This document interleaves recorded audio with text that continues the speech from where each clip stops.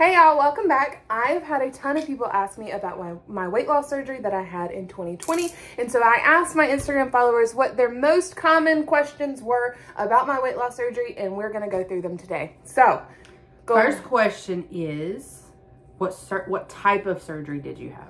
I had the gastric bypass. It is what typically is done in revision for the sleeve. A lot of people have the sleeve done because it's not as invasive, and a lot of people get the sleeve, but my surgeon said that because I was coming off my parents' insurance, which is the reason I was able to get my weight loss surgery, if I was to have complications, have bad acid reflux, that I was going to have to go back and get the gastric bypass anyways, so it might as well get it out of the way. And typically you don't have as many complications, he said, with it. So that's why I did the gastric bypass. So would the doctor recommend based on the individual what surgery would be best? Yes. So you can't base it off of what everybody else is doing? Nope, it's based off of what you need and what is best for you.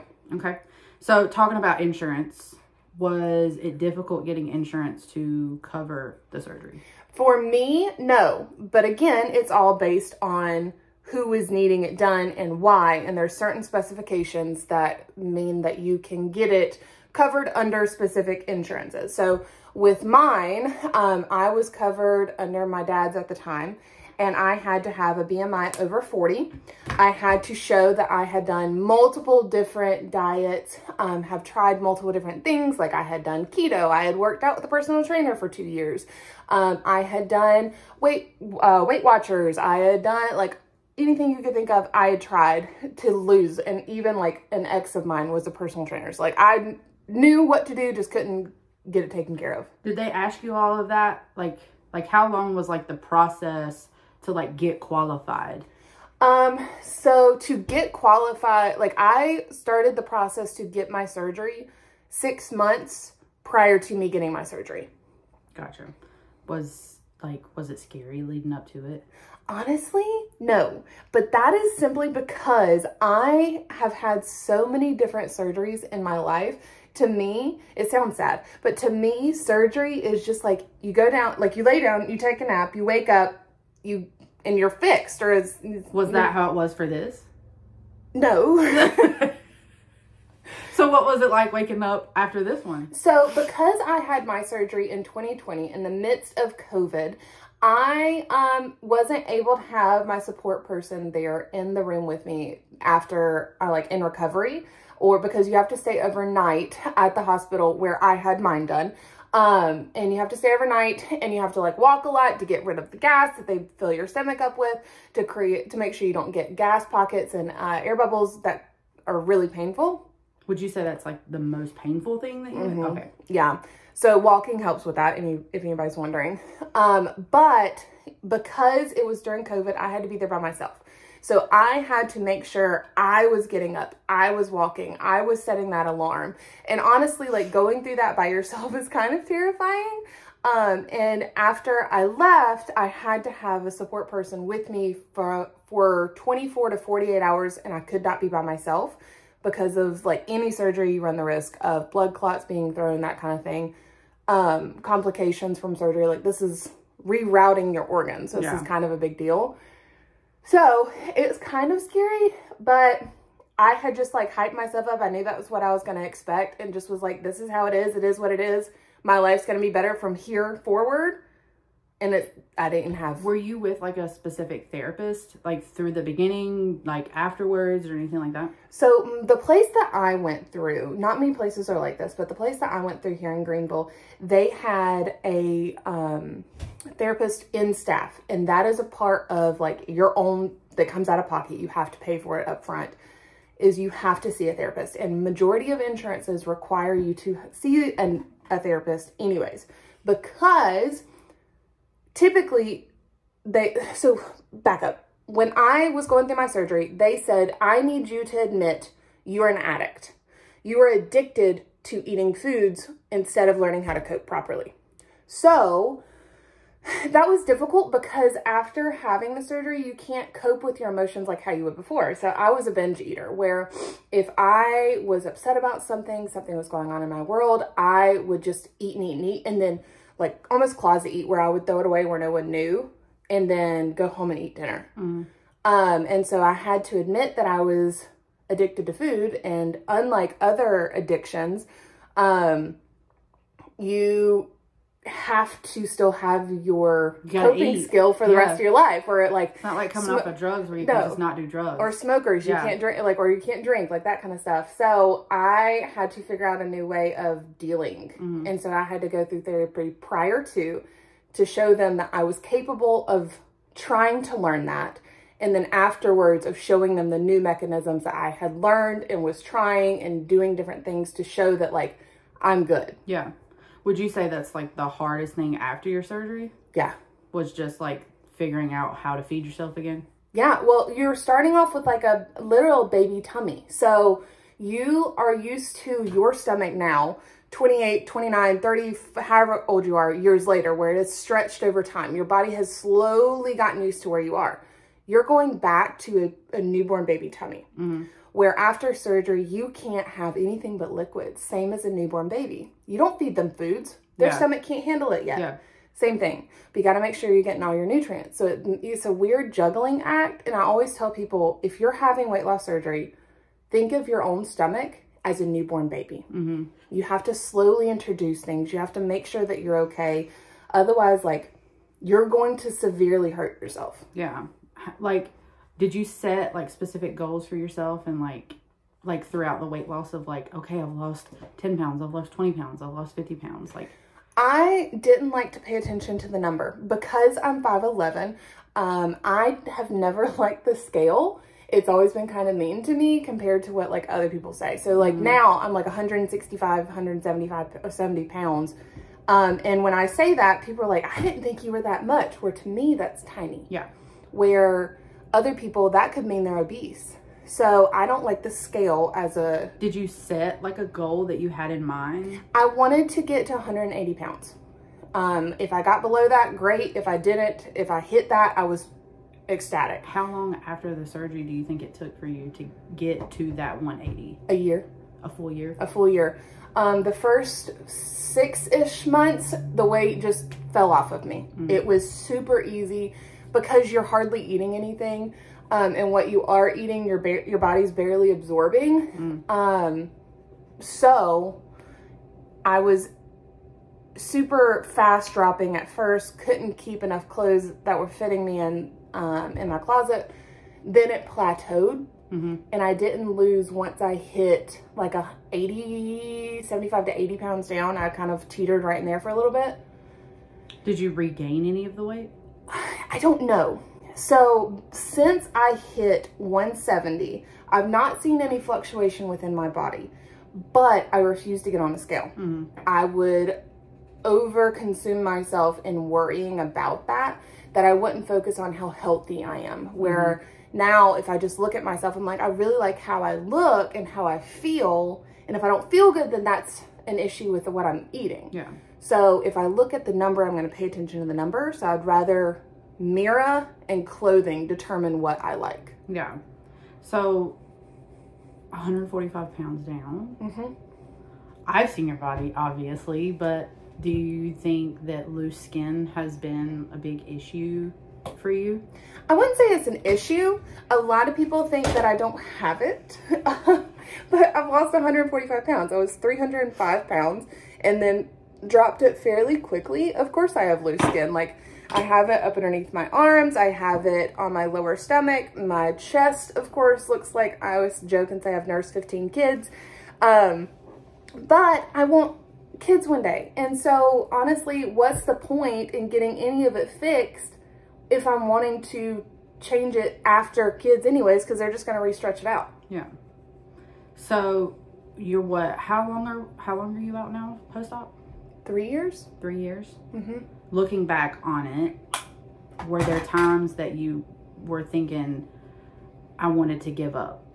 Oh yeah. I don't want to do this anymore. Prior to surgery, for sure. So prior to surgery, about a week or 2 weeks before, you go on an all liquid diet. That was the hardest thing I've ever done in my entire life. Would you say that was almost like your detox? For sure. Session? I could have certain soups that they had, and I could have these protein shakes that they had. None of them tasted good other than one thing of the protein shakes, and I could keep that down. But if I didn't think about just saying, screw it, I meant it. But Yeah. now, one thing that they don't really forewarn you about, of the reason why you have to have a support person there, is when you go into surgery, they have to have someone there that knows you, and you have to go over these questions prior to having your surgery. Once they go in, they typically, you already know if you're going to have the gastric bypass or the sleeve. If they go in and you don't have your organs in the correct spot, because sometimes they're flip-flops, sometimes they're different places, and sometimes they can't do the original surgery as planned. So your support person has the option of either you change the surgery to the other one that they can do easily and not have, and just do, because I have like 5 small incision sites. Yeah. So just do the other one with ease, or cut you open from the bottom of your chest to the bottom of your stomach, kind of like just split you all the way down, open you all the way up, and have the surgery you were supposed to have. That's... Or 3, wake you up and you have to decide. Wow. So you really want to make sure that that person has your best interest. I said, you cut me open from here to here because I'm already under. I'm already under. Like, I'm going to have, like, scars anyway. So just have the one that I'm already, like, prepared for. Because if I have the other one and I'm needing a revision, then I'm going to be upset because I'm not going to be able to have the revision, because a lot of people get the revision because of horrible acid reflux. And I've heard that's awful to live with. And I didn't want any part of that. So I was like, just cut me open. I don't care about having a scar whatsoever. So you went through this weight loss journey with somebody, didn't you?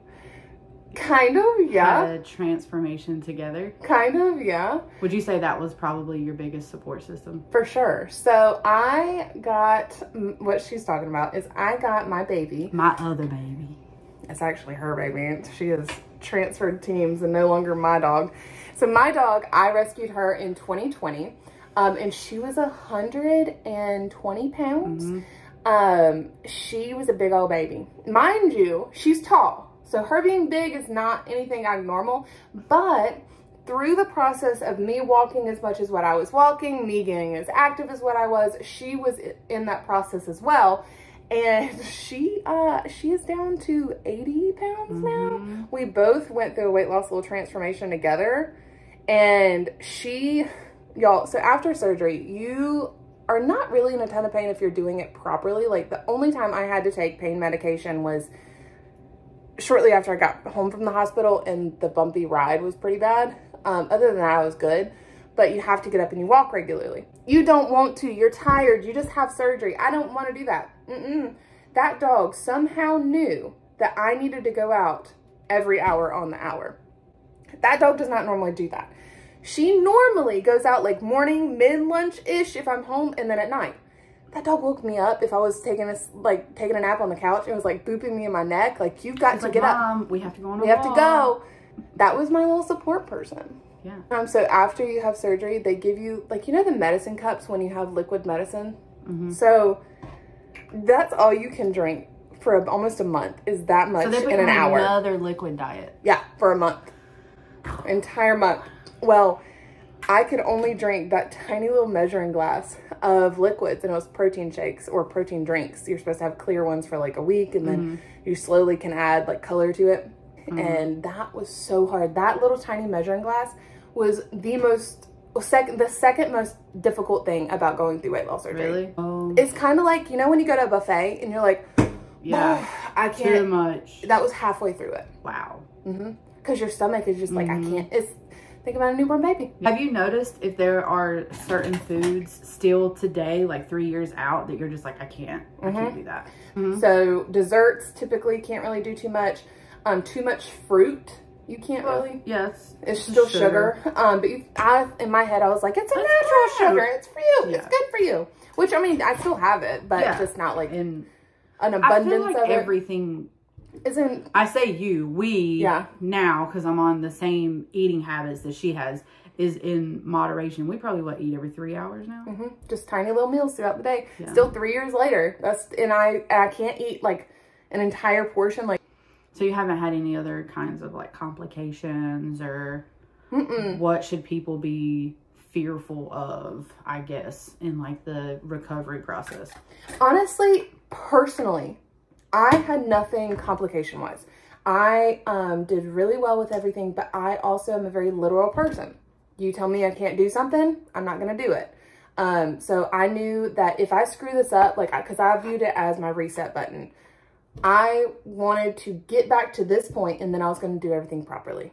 A lot of people early on, well, I'm a eat some things I'm not supposed to too soon. Yeah. I'm going to drink alcohol too soon. I'm going to do all of this because I want to get back to my normal life. Well, I don't want to get back to that normal life. I wanted to change, so I'm going to change. And I work out 3 to 5 times a week, depending on the week. I still eat right. Like, I drink water all the time. Like, so you had, like, this wasn't just the surgery and that's the only thing that you did to lose weight. No, it's, I mean, you know this, it's still to this day, still, like, you're still on a healthy lifestyle change for the rest of your life. Like, every day for the rest of my life, I have to take vitamins because my body doesn't naturally absorb as much as what it should because of my surgery. Like, it's a big change that changes for the rest of your life that you're not accustomed to. Yeah. And so probably the best advice if you're looking to get surgery is to just consult with your doctor. Yes. Don't ask questions to people around you. I actually didn't tell anybody that I was having my surgery until I had started seeing major progress and had already had it.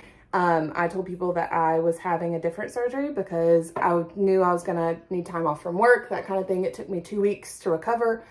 And I knew I was going to have to tell some people something, but I wasn't ready for them to know because I didn't want the judgment.